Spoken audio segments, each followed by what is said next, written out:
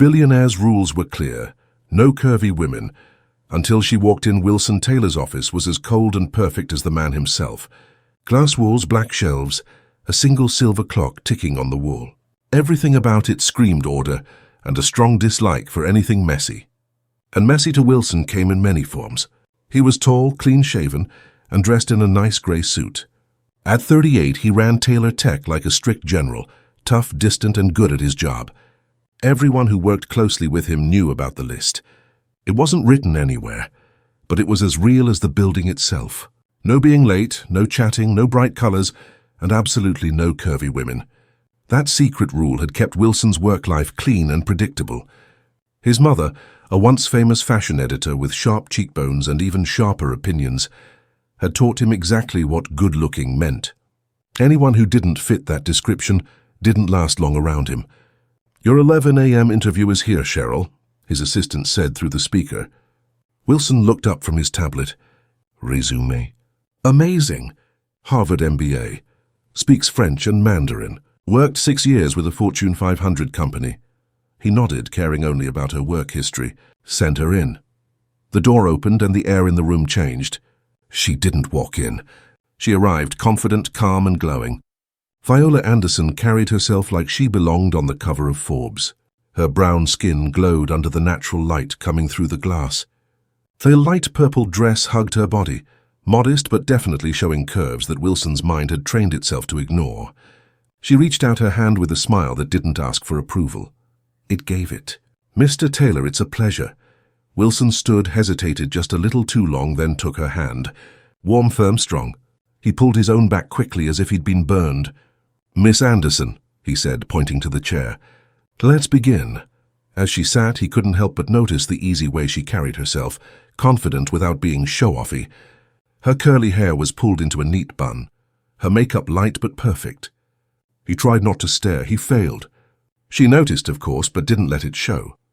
"Your resume is strong," Wilson said, flipping through the pages like a robot trying to distract itself. "Why leave a job like yours to apply here as an executive assistant?" "Because I want to watch a different kind of leadership," she replied. "One where being excellent is expected, not just requested. Your reputation comes before you, Mr. Taylor." He leaned back slightly. That answer was both flattering and smart. He hated how much he liked it. "And what makes you believe you can do well under my expectations?" She met his eyes without blinking. "Because I don't break under pressure. I break pressure apart."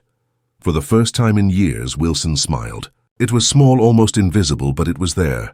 After she left the room, Wilson sat still for several minutes.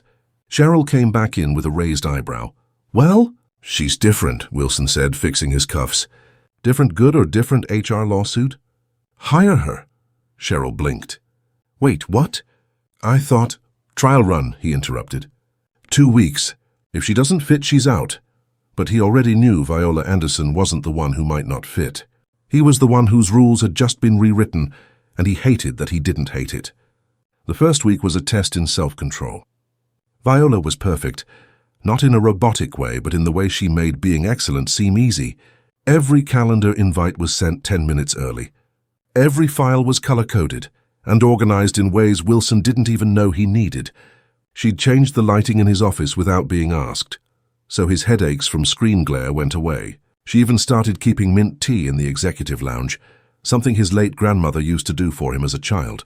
He found himself looking forward to her updates and watching her when she wasn't looking.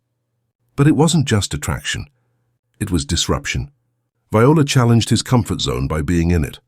She didn't apologize for her body, her background, or her brilliance. One afternoon, as they walked out of a strategy meeting, Wilson found himself walking beside her, not ahead. "You handled that investor objection well," he said. Viola glanced at him. "Thank you. I figured you were about to tell him off, but that wouldn't be your style." He tilted his head. "You figured out my style already?" "I read people fast. And your style is power with polish, controlled, never messy." He stopped walking. "And you?" She turned to him. "My style? Fire wrapped in silk." He stared at her for a beat too long, his mind catching up to his body's reaction. Then he cleared his throat and turned away. By the second week, the office buzzed. People noticed that Wilson seemed less icy, that his gaze stayed longer when Viola spoke, that he asked her opinion on things no assistant would usually weigh in on. Of course, whispers followed. Some called it a ticking time bomb. Cheryl said what many thought during a closed-door meeting. "You like her," she said plainly. Wilson didn't look up from his laptop. "She's good at her job.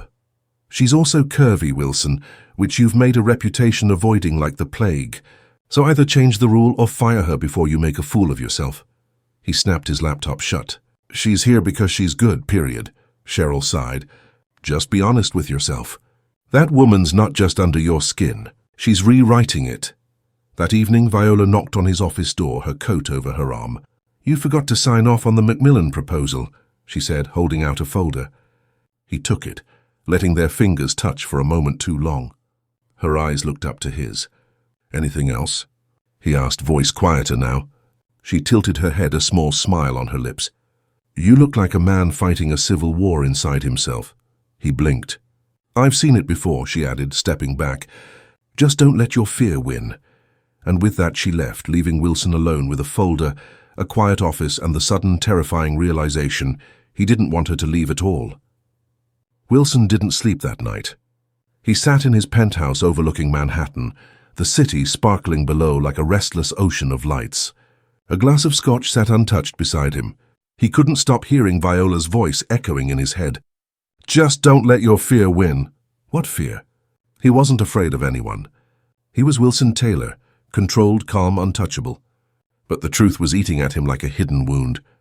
He was afraid, not of her, but of what she made him feel. Viola Anderson had become the exception to every rule he lived by, and it terrified him. The next morning she arrived early as always.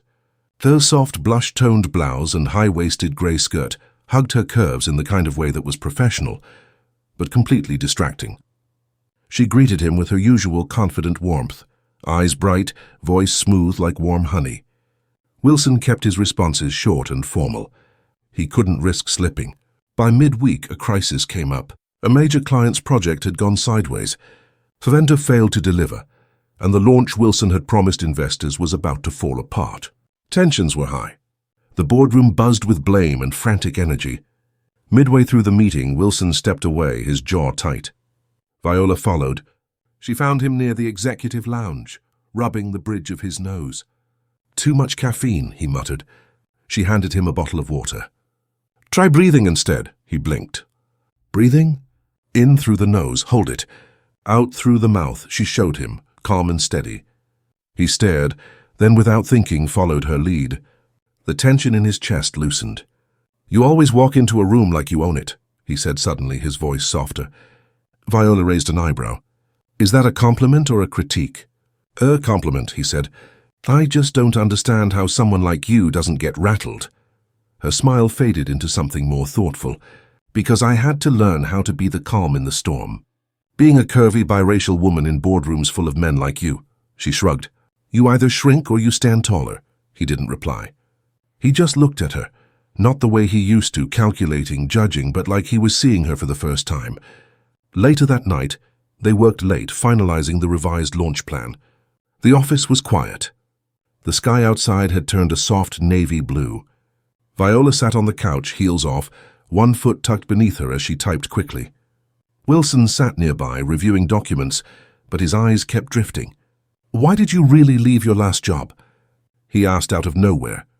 Viola looked up. "The real answer?" "Yes. My boss, brilliant man, publicly supportive, told me I had the perfect resume, but not the right look to represent the company." Wilson flinched. "He actually said that?" "Not in so many words. But I got the message," he leaned forward. "And yet you still walked into my office knowing my reputation." "I did," she said calmly, "because I wanted to challenge your type. And maybe, just maybe, you'd surprise me." A beat of silence passed between them, charged, sharp, electric. "You have," she added, voice barely above a whisper. That did it. He stood and paced a few steps, hands in his pockets. "Viola."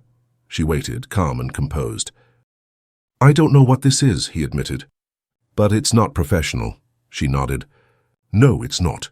And it's definitely not what I planned." "No, it's not." He turned to her, his voice dropping. "I'm not the man who should want someone like you." She stood then, tall and glowing, chin high. Then maybe you should stop trying to be the man you used to be. And with that, she picked up her bag and walked out, not waiting for permission or explanation. The next morning, she wasn't at her desk. Wilson panicked for a moment, then found a note folded neatly in her chair. "Mr. Taylor, you were right. This isn't professional, so I'll bow out gracefully before we both cross a line we can't uncross.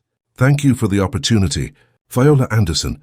He stood frozen, reading it twice. The air felt colder, emptier, as if her absence had taken all the oxygen with it. Over the next few days, the team felt the shift. Wilson was back to being cold, silent, distant. But this time it wasn't power. It was pain.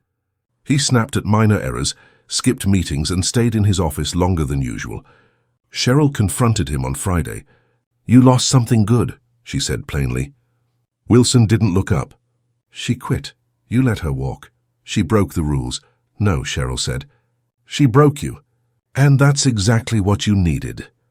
By Sunday, Wilson sat on his terrace, scrolling through Viola's LinkedIn, wondering if it would be wrong to call. Then something caught his eye. A charity gala invitation. Empower Her, celebrating women of color in leadership. Keynote speaker Viola Anderson. His heart skipped. He stood quickly, grabbed his phone, and made a single call. The gala was packed with important names, bold dresses, and champagne glasses. Wilson arrived in a navy suit, blending into the crowd like a wolf in the wrong forest. His eyes scanned the room and froze. There she was, on stage, Viola. She stood under soft lights in a deep wine-red gown that draped around her like art. Her curls were down, her voice smooth and commanding.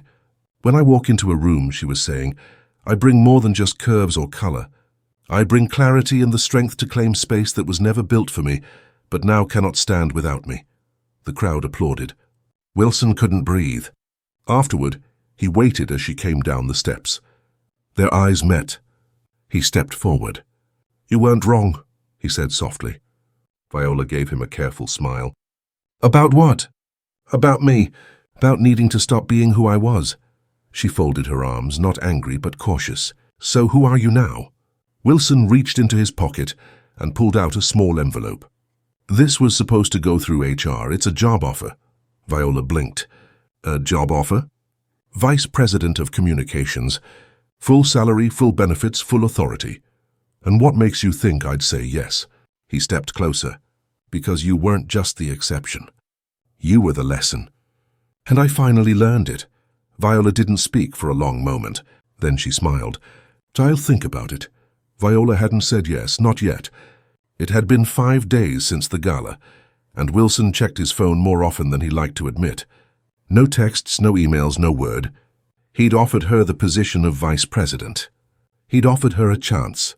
But the truth ate at him. Viola Anderson didn't need chances. She created them, and maybe that's what scared him the most. On the 6th day, Wilson returned to his office to find a white envelope sitting on his desk.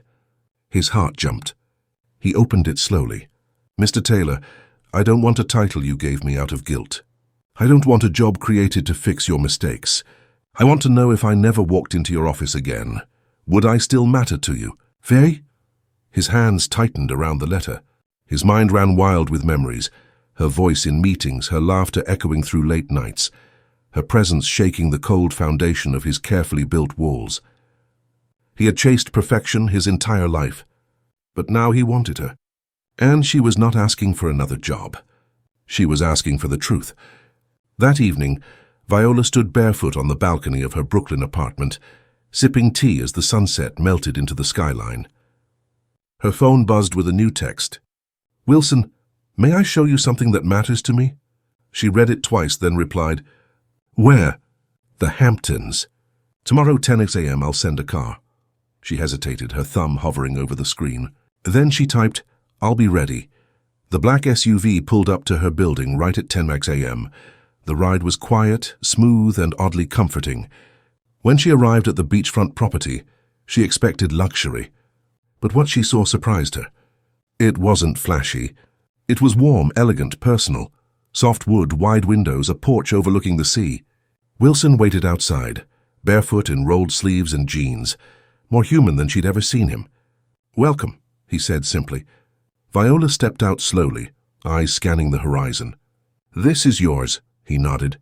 "The only place I've ever felt peace." She tilted her head. "And you brought me here. Why?" Wilson walked her toward the porch. "Because I need to say something, and I didn't want the noise of Manhattan or the weight of a boardroom to muffle it." Viola sat in a wooden rocking chair, her curls blowing gently in the wind. Wilson knelt in front of her, eye level. "I built a world where everything had to fit inside boxes," he began. "Perfect shapes, perfect faces, controlled lives, because I thought control meant safety." She listened quietly, letting him speak. "My mother used to measure worth by image. She would pinch the skin on my arm and tell me, 'Too soft.' She made me fear softness, fear curves, fear emotion, and I thought that made me strong." Wilson paused. The ocean hummed beside them. "Then you walked in. You weren't what I expected. You weren't what I allowed myself to want, but you were everything I needed to see. You made me question my rules, and I hated it." Viola's gaze softened, but she said nothing. "I didn't offer you that job to fix anything. I offered it because you earned it. But more than that," his voice cracked, "I miss you. Your voice, your insight, your fire. I don't want a company without you in it. I don't want a life without you in it." He swallowed hard, emotion rising in his chest. "I want to love you, with all your brilliance, all your beauty, every curve, every word, every look that makes me feel alive again." Viola didn't answer right away. Instead, she stood and walked toward the edge of the porch. The sea stretched endlessly before them. When she turned back, her eyes shimmered. "Do you know what I see when I look at you now?" she asked. Wilson shook his head. "I see a man learning how to be free," she said. "And I don't want to love the version of you who hides. I want the one who shows up barefoot, honest and messy if he needs to be." He stepped closer. "So I'm trying." "I know," she whispered. She took his hand. "And that's why I'm here."